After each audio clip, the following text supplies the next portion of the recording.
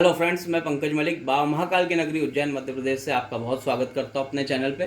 Friend, इस video में जो है मैं आपको जावा टोकन्स के बारे में बताने जा रहा हूं। जावा टोकन्स जो है फ्रेंड, वो स्मॉलेस्ट इंडिविजुअल यूनिट होती है एक प्रोग्राम के अंदर।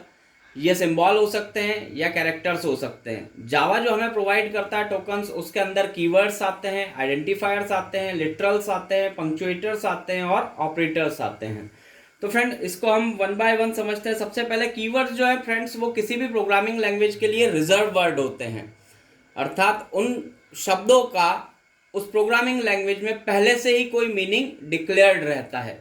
जैसे एग्जांपल के लिए हम यहाँ पे बात करते हैं, हमने लिखा है इसमें INT। हम INT का उपयोग करते हैं इंटीजर डेटा टाइप डिक्लेयर करने के लिए, ठीक है ना। ऐसे ही यहाँ पे ब्रेक स्टेटमेंट है या वाइड का यूज करते हैं हम। इफ कंडीशन के लिए इफ का यूज करते हैं, लूप के लिए हम फॉर का यूज करते हैं। तो ऐसे वर्ड्स जिनका की प्रोग्रामिंग लैंग्वेज में पहले से कोई मीनिंग डिक्लेयर्ड हो, उसे हम कीवर्ड्स कहते हैं। सेकंड है फ्रेंड, उसके बाद आइडेंटिफायर्स। तो आइडेंटिफायर्स जो है वो फ्रेंड्स नाम होते हैं किसी भी क्लास का, या आपने वेरिएबल को कोई नाम दिया, कोई मेथड को नाम दिया, या आपने पैकेज को कोई नाम दिया। तो ये जो है वेरिएबल या क्लास के जो नाम है वो कहलाते हैं आइडेंटिफायर्स। जैसे मैंने इसमें एक आपको एग्जांपल नीचे दिया हुआ है, इसमें हमने जैसे इंटीजर में x के नाम से एक वेरिएबल डिक्लेयर किया जिसका डाटा टाइप है इंटीजर, तो x क्या कहलाएगा? आइडेंटिफायर कहलाएगा। इसी टाइप से हमने एक क्लास डिक्लेयर की है स्टूडेंट के नाम से, तो ये जो स्टूडेंट है ये क्या हो गया? आइडेंटिफायर हो गया। फिर नेक्स्ट है फ्रेंड, उसके बाद है लिटरल्स। तो लिटरल्स जो है फ्रेंड, वो कांस्टेंट वैल्यू जो होती है प्रोग्राम के अंदर, कांस्टेंट वैल्यू को हम लिटरल कहते हैं। जब हम कोई भी वेरिएबल को कोई वैल्यू प्रदान करते हैं प्रोग्राम के अंदर, तो वो कांस्टेंट वैल्यू हो जाती है, उसे हम लिटरल कहते हैं। जैसे कि इसमें फ्रेंड अलग अलग टाइप के हैं। इसमें जो है इंटीजर लिटरल हो गए, फ्लोट लिटरल है, कैरेक्टर लिटरल भी है। तो यहाँ मैंने एग्जांपल के तौर पे यहाँ दे रखा है, जैसे इंटीजर में मैंने x नाम से एक वेरिएबल लिया और इस वेरिएबल को मैंने वैल्यू इनिशियलाइज कर दी 50। तो ये क्या हो गया? x के लिए अब ये वैल्यू 50 जो है ये फिक्स हो गई है, मतलब ये कांस्टेंट वैल्यू हो गई है। तो इसे हम क्या कहेंगे? लिटरल कहेंगे। ऐसे ही यहाँ पे हमने फ्लोट में y लिया है, y की वैल्यू मैंने इनिशियलाइज कर दी 3.5, तो ये वैल्यू y के लिए फिक्स हो गई प्रोग्राम के अंदर, तो दैट इज कॉल्ड लिटरल्स। फिर नेक्स्ट है फ्रेंड पंक्चुएटर्स। पंक्चुएटर्स वो सिंबल होते हैं जिनका उपयोग हम प्रोग्राम के अंदर किसी स्टेटमेंट को या किसी ब्लॉक को सेपरेट करने के लिए यूज करते हैं। तो यहाँ कुछ सिंबल्स मैंने बताए हैं फ्रेंड्स। इसके अंदर हम जैसे ब्रैकेट का यूज करते हैं, ठीक है, लार्ज ब्रैकेट है, कर्ली ब्रैकेट है, सेमीकोलन है, कॉमा का है, डॉट है। तो ये सब क्या कहलाते हैं फ्रेंड्स? ये पंक्चुएटर्स कहलाते हैं। पंक्चुएटर के बाद हम बात करते हैं फ्रेंड ऑपरेटर्स की। तो ऑपरेटर्स जो है वो सिंबल्स हैं जिनका उपयोग किसी कार्य विशेष को कराने के लिए किया जाता है। ऑपरेटर्स वो सिंबल होते हैं जिनका यूज हम किसी पर्टिकुलर ऑपरेशन को परफॉर्म करने के लिए करते हैं। जैसे एक एग्जांपल मैं आपको देता हूं, मैंने यहाँ पे दो नंबर को सम कराना है, मैंने लिखा 3 + 5, तो बिना इस प्लस के साइन के मैं इनका सम नहीं निकाल सकता हूं। तो ये प्लस का साइन जो है ये ऑपरेटर कहलाता है, ठीक है फ्रेंड्स। और वो वैल्यूज जिनके ऊपर हम कोई ऑपरेशन परफॉर्म करते हैं, उन वैल्यूज को हम ऑपरेंड्स कहते हैं, ठीक है फ्रेंड्स। अब ऑपरेटर कौन कौन से हैं इस पे हम बात कर लेते हैं। तो पहला है friend assignment operator. Assignment operator का उपयोग करते हैं हम किसी वेरिएबल को वैल्यू प्रदान करने के लिए।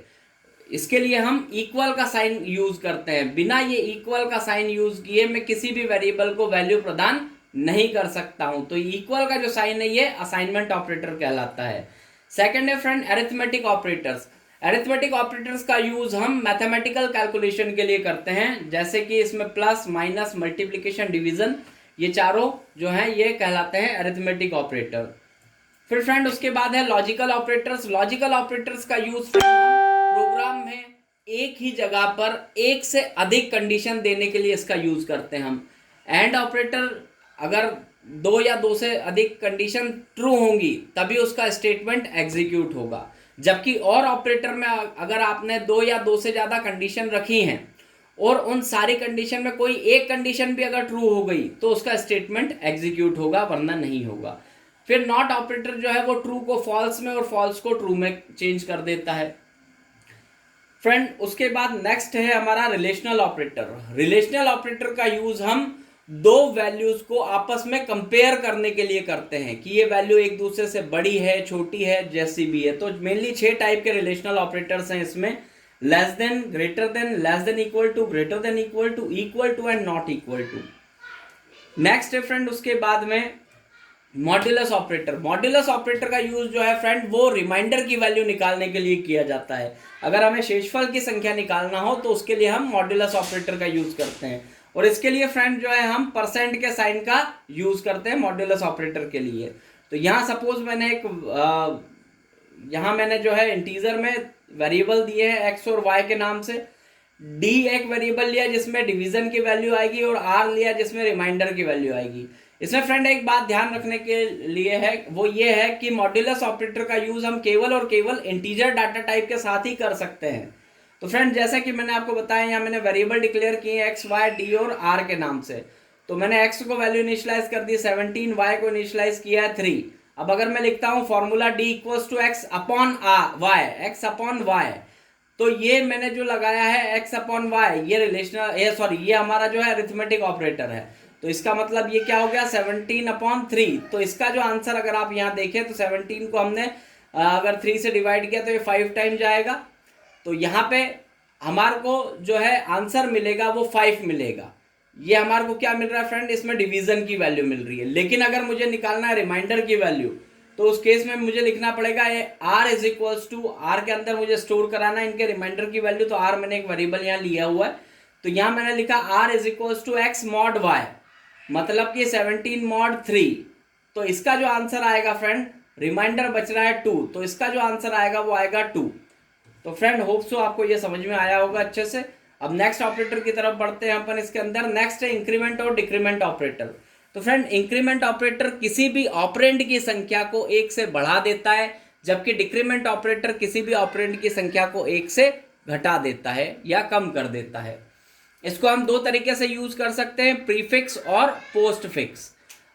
इसमें फ्रेंड मैं आपको बता देता हूं कि अगर हम बात करते हैं पोस्ट फिक्स की या अगर हम बात करते हैं प्रीफिक्स की, तो प्रीफिक्स ऑपरेटर अगर हम यूज कर रहे हैं लूप के अंदर, तो ये पहले वैल्यू को इंक्रीमेंट करेगा और बाद में स्टेटमेंट एग्जीक्यूट होगा। जबकि पोस्ट फिक्स में अगर हम बात करें तो इसमें पहले स्टेटमेंट का एग्जीक्यूशन होता है और उसके बाद में फिर वैल्यू इंक्रीज होती है। उसके बाद नेक्स्ट ऑपरेटर है फ्रेंड इसके अंदर कंडीशनल ऑपरेटर, क्वेश्चन मार्क ये जो हमने दिया हुआ है इसमें, ये कंडीशनल ऑपरेटर है। ये एक टर्नरी ऑपरेटर भी है, जो कि इसको हम यूज करते हैं एक शॉर्टकट की तरह। जब हमें एक से अधिक कंडीशन देना हो तो इसको हम शॉर्टकट की तरह यहाँ पे यूज कर सकते हैं। उसके बाद नेक्स्ट है फ्रेंड इसके अंदर न्यू ऑपरेटर। न्यू ऑपरेटर जो है फ्रेंड वो मेमोरी अलोकेट करता है डायनेमिकली किसी भी ऑब्जेक्ट के लिए। हम कोई भी अगर ऑब्जेक्ट डिक्लेयर कर रहे हैं तो उसके लिए ये डायनेमिकली मेमोरी जो है वो अलोकेट करता है न्यू ऑपरेटर। इसका मैंने एक एग्जांपल दिया फ्रेंड आपको यहाँ पे। मैंने सपोज यहाँ पे एक EMP के नाम से जो है ये ले लिया है यहाँ पे इसका एक ऑब्जेक्ट OBJ दिया हमने क्लास या EMP लिया, तो यहाँ हमने लिखा न्यू EMP।